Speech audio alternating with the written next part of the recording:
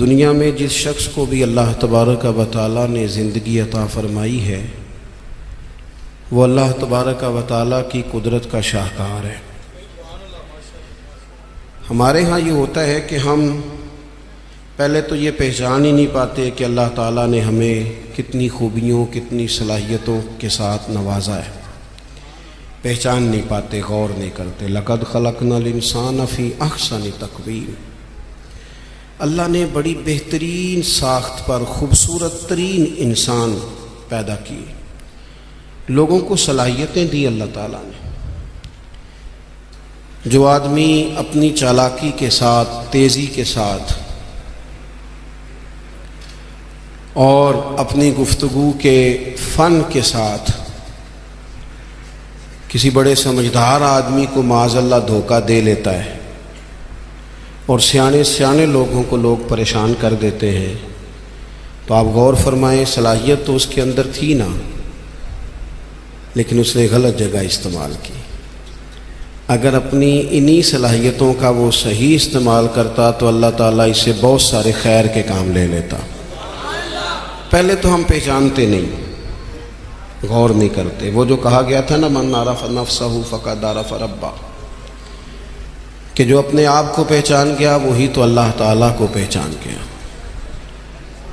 اپنی صلاحیت پر غور کیا جائے کہ ہم کیا کر سکتے،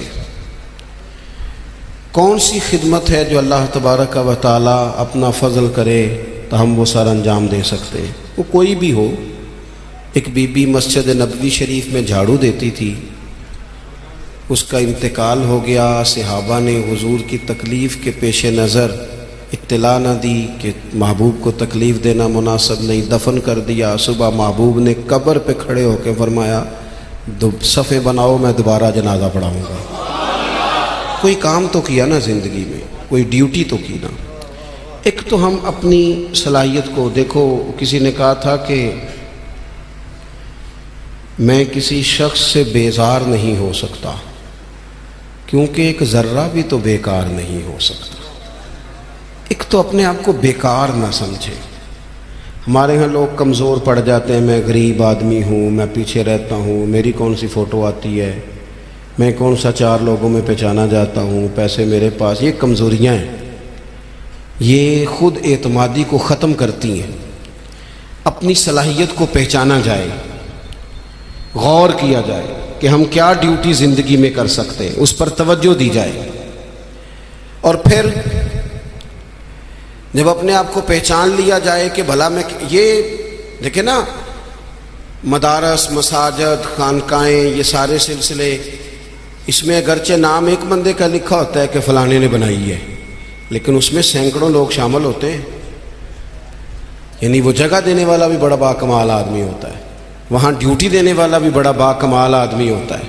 یہ بڑے باکمال لوگ ہوتے ہیں۔ کہنا پیر صاحب نہیں ہوتا ہے، تعریفیں پیر صاحب کی ہونی ہوتی ہیں۔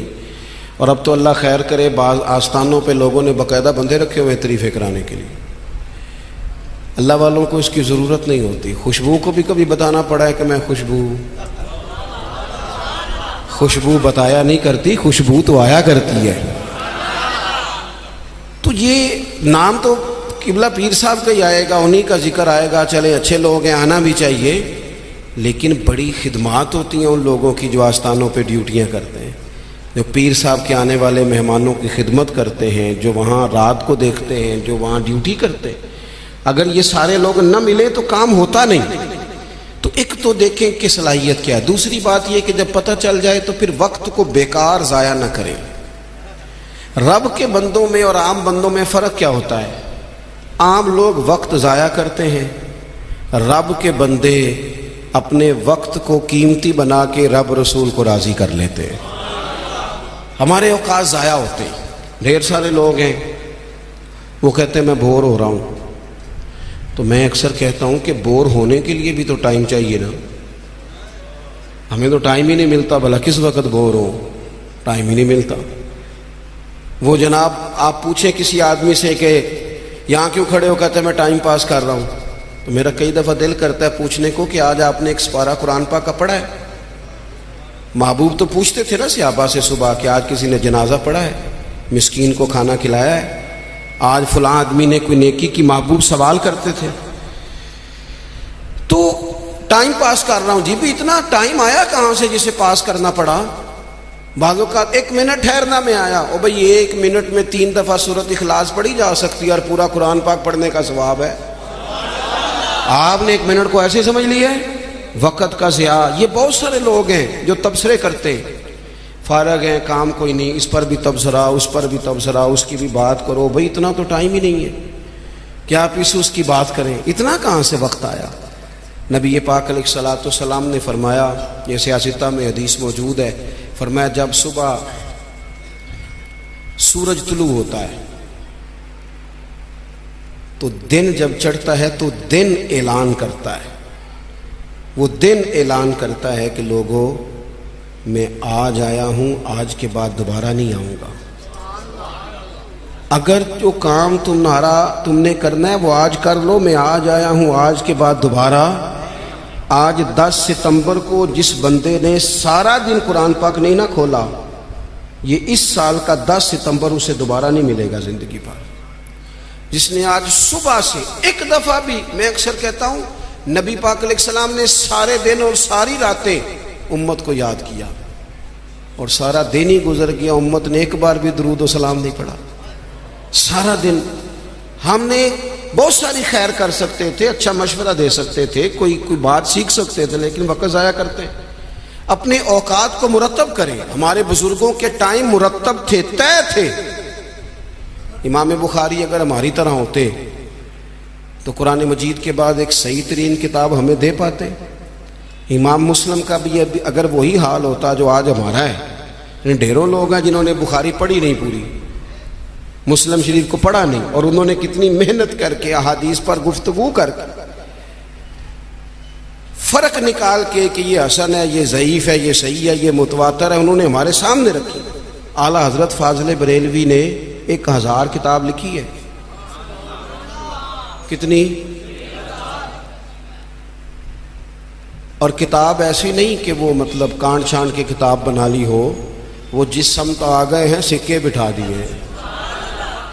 کام ان لوگوں کا مرتب تھا, ان کے وقت میں برکت تھی. حضرت عمر بن عبدالعزیز رحمۃ اللہ علیہ سے ایک دن ان کے خادم سے آپ نے کوئی کام کہا تو کہنے لگا حضور یہ کام کل کر لیں گے. تو آپ فرمانے لگے یہ کام اگر کل کریں گے تو جو کام کل کرنے ہیں وہ کب کریں گے؟ ہمارے ڈھیر سارے لوگ ہیں جنہوں نے ابھی تک طے ہی نہیں کیا. آپ نماز نہیں پڑھتے, کہتے ہیں بس میں حج کا رہا ہوں, شروع کرنی ہے. تو اگر حج پہ نہ جا سکے خدا نخواستہ اللہ معاف کرے تو پھر نماز پڑھنی نہیں ساری عمر. میں وہ بچوں کی شادی کر لوں پھر میں ٹھیک ہی ہوں. تو اگر ایسا وقت آیا ہی نہ, خدا نہ کرے, تو پھر کیا پڑھنی نہیں. میں بہت سارے لوگوں سے کہتا ہوں داڑھی شریف رکھ لو, کہتے میں آج نیک نہیں. تو میں نے کہا داڑھی کی قسم ہی اٹھانی تھی, بس نیک ہونا تو رکھنی ہے. روٹی کی اٹھاؤ نا کہ جب تک نیک نہیں ہونا کھانی نہیں, یہ کرو نا بات. باقی سارے کام چل رہے اور اس پر آپ کسی کو توجہ دلائیں, بلکہ بعض نے چھوٹی رکھی ہوئی ہوتی ہے. تو میں کہتا ہوں چھوٹی والے کو بھی تو لوگ مولوی کہتے ہیں نا, تو اسے پوری کر. اپنی مرضی کی کیوں رکھتا ہے, رب رسول کی مرضی کی رکھ. کام جو کرنا ہے اسے شروع کیا جائے, جو ڈیوٹی کرنی ہے اسے. ہمارے ملک میں رواج بنا دیا گیا ہے کام نہ کرو بیسے کرو, کام نہ کرو کیچڑ اچھالو. یہ دیکھو نا کتنی تکلیف ہے سیلاب والوں کو, کتنی تکلیف ہے. ہمارے وہاں دوست موجود ہیں, اپنی ہمت کے مطابق کام کر رہے ہیں. میں خود بھی وہاں حاضر ہوا تھا. اب وہ کہتے ہیں کہ جلدی امراض ہونے لگے. یعنی ایک طرف وہ بندہ ہے جو نخرہ کر رہا ہے کہ یہ روٹی میں نے نہیں کھانی, یہ سالن لے جاؤ, اور دوسری طرف ماں کے کہتی ہے کہ صرف میرے بچے کو زخم ہو گئے ہیں, کیڑے کھڑے ہیں پانی میں, جلدیں پھٹنے لگی ہیں, صرف دوائی چاہیے. تو کیا رب کریم نے حساب نہیں لینا؟ چلے مہربانی کرتے, وزیروں نے تو نہیں جانا تھا, پیر ہی ایک دورہ کر آتے, تھوڑی سی توجہ کر لیتے. کیا یہ محبوب پاک کو راضی کرنے کا طریقہ نہیں؟ کیا حضور نے فرمایا نہیں جو میری امت سے محبت کی جس نے اسی نے مجھ سے محبت کی؟ کیا فرمایا نہیں جب میری امتی کو تکلیف ہوتی ہے تو مجھے تکلیف ہوتی ہے؟ یہ کام نہیں خیر کا؟ خدا کے بندے تو ہیں ہزاروں, بنوں میں پھرتے ہیں مارے مارے. میں اس کا بندہ بنوں گا جس کو خدا کے بندوں سے پیار ہوگا. اپنے اوقات کو مرتب کریں. ہمارے ہاں مزاج نہیں کام. یہ دیکھیں نا جلسے ہو رہے ہیں, آ رہا ہے فلانا, جا رہا ہے, یہ ہو رہا ہے, اور سب سیاسی جماعتیں اللہ ماشاء اللہ جتنے خرچے یہ ان کاموں پہ کرتے ہیں نا, اس سے آدھے خرچے اگر کریں. آپ گاڑیاں سجا رہے ہیں, فلان ہو رہا ہے, پجاروں نکلی ہوئی ہیں, فلاں کام ہو رہا ہے, اور دوسری طرف حال یہ ہے کہ لوگ چار پہیاں کھڑی کر کے ان کے اوپر چادریں ڈال کے اپنی بیٹیوں کو چھپائے بیٹھے ہیں. نہ ادھر ادھر کی تو بات کر, یہ بتا کہ قافلہ کیوں لٹا, مجھے رہزنوں سے غرض نہیں, تیری رہبری کا سوال ہے.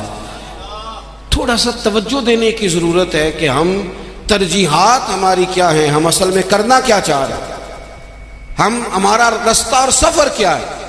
وہ ایک علاقے میں نا, بلکہ یہ میرپور جب ایک دفعہ تاریخ بتاتی ہے کہ سارا کسی حادثے سے ٹوٹ گیا تھا, تو ایک آفیسر کہتے ہیں میری یہاں ڈیوٹی تھی, کیونکہ شہر سارا ہی ایک دفعہ الٹ پلٹ ہو گیا تھا, تباہ ہو گیا تھا. تو میں نے دیکھا ایک بوڑھا شخص اور اس کی بیوی 2 بوریاں گدے پہ رکھے ہوئے آ رہے ہیں. میں نے آگے بڑھ کے سلام لی, بابا جی کدھر جا رہے ہو؟ کہنے لگے پوچھنا تھا وہ بیت المال کا دفتر کہاں ہے, کہاں جہاں خزانہ جمع کرایا جا رہا ہے. تو میں نے کہا بابا جی میں ہی ہوں دفتر کا آفیسر, آپ نے کیا جمع کرانا ہے؟ تو کہنے لگے میں نے اور میری بیوی نے کانپتے اور بوڑھے ہاتھوں سے محنت کر کے یہ کچھ سونا چاندی ملبے کے نیچے سے نکالا ہے, بیت المال میں جمع کرانا ہے. تو میں نے کہا بابا سارے لوگ گھر لے جاتے ہیں, آپ بیت المال میں لے آئے. کہنے لگے پتر شہر سارا ٹوٹ گیا ہے, یہاں ہمارے بزرگوں کی قبریں ہیں, ہم تعاون کرنا چاہتے ہیں ہمارا شہر پھر سے آباد ہو جائے. شہر آباد ہوں گے تو گھر بھی انشاءاللہ بانی جائیں گے.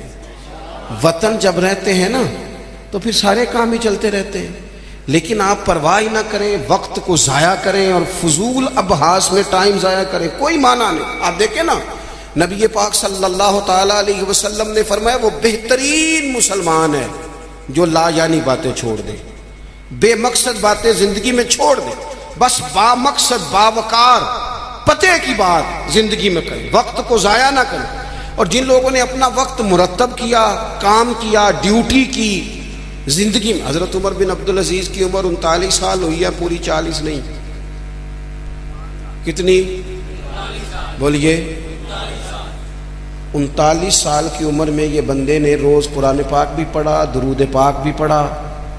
اس شخص نے امت کو عدل و انصاف سے بھی بھرا, مساجد بھی بنائی, انہوں نے مدارس بھی قائم کیے, خدمتیں بھی کی. عمر 39 سال پائی, لے سجنا سا توڑ ہی نہیں پائی, جان بھی دیتی تیرا تیرے. ہم نے تو طے ہی نہیں کیا آج تک. یہ بہت سارے نوجوانوں کو میں دیکھتا ہوں ساری دن تصویر پہ گزر جاتا ہے, سارا دن فوٹو آنی چاہیے. اور قوم نا زیادہ تر اللہ ماشاءاللہ بالخصوص نوجوان نسل ہواؤں میں زندہ ہے, خوابوں میں زندہ ہے, موبائل کے اندر زندگی گزار رہے ہیں. زندگی کے دکھ کچھ اور ہیں, کرب کچھ اور ہیں, تکلیفیں کچھ اور ہیں, سمجھنے کی چیزیں کچھ.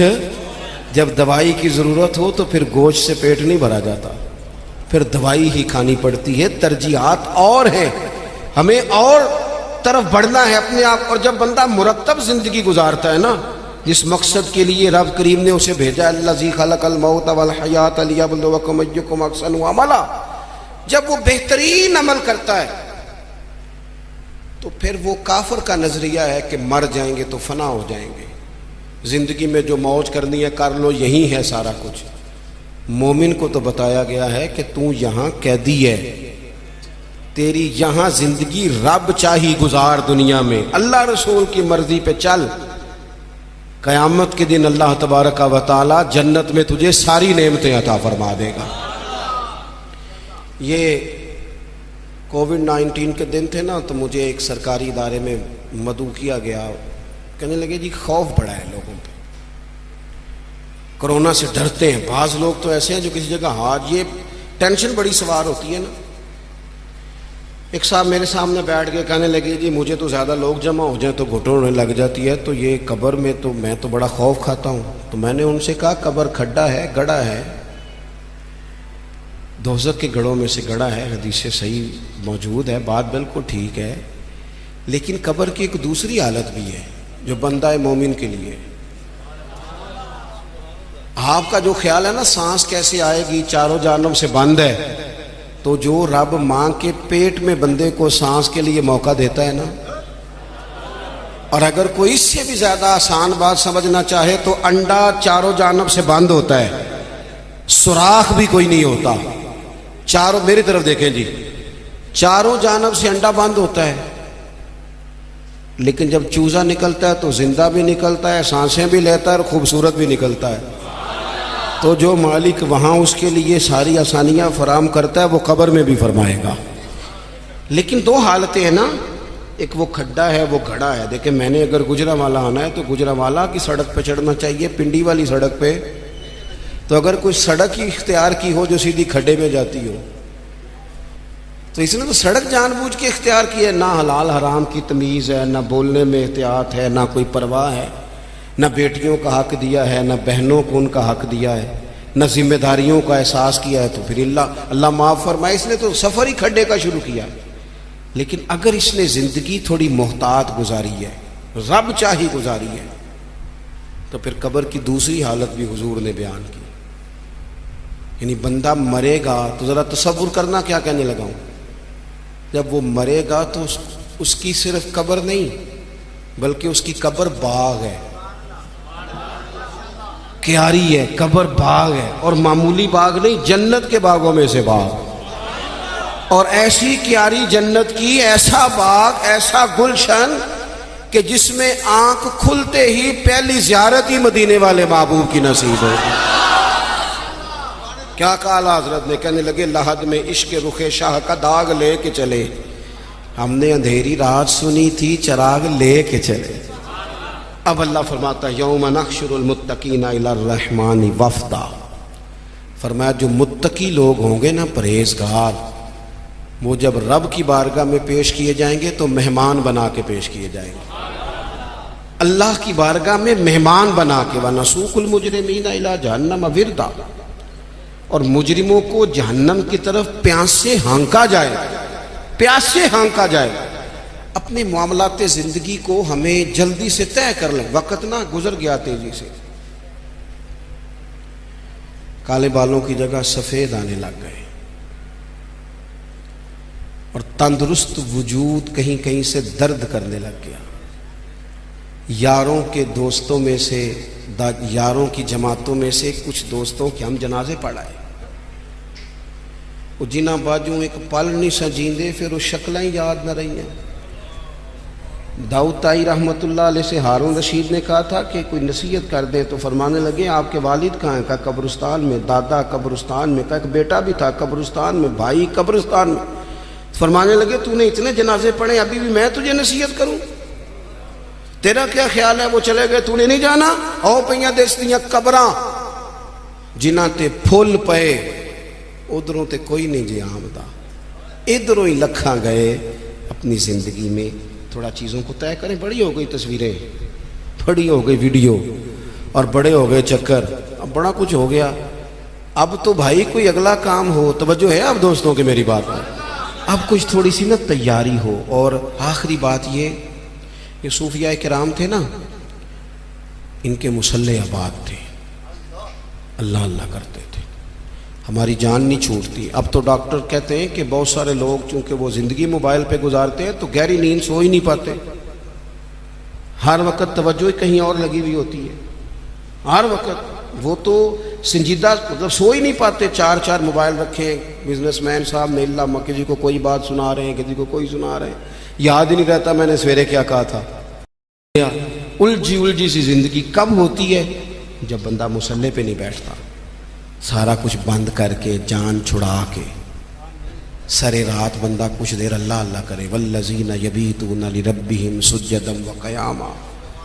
کچھ دکھ بندے کے بڑے ذاتی اور نجی ہوتے ہیں، وہ کسی کو نہیں بتائے جا سکتے، چاہتے ہوئے بھی بندہ نہیں بتا سکتا۔ ہمیں شریعت نے دعا سکھائی ہے، جو کسی سے نہیں کہہ سکتے وہ رب رسول سے کہہ دو، کھول کے کہہ دو، کرم بھی ملے گا، عزت بھی ملے گی۔ تو اپنی زندگی کے معاملات کو ترتیب دیں، بالخصوص مصلی، دعائیں، عبادتیں، اللہ سے جڑے کوئی ڈیوٹی زندگی میں کریں، لیکن خدمت کا مزاج بنائیں۔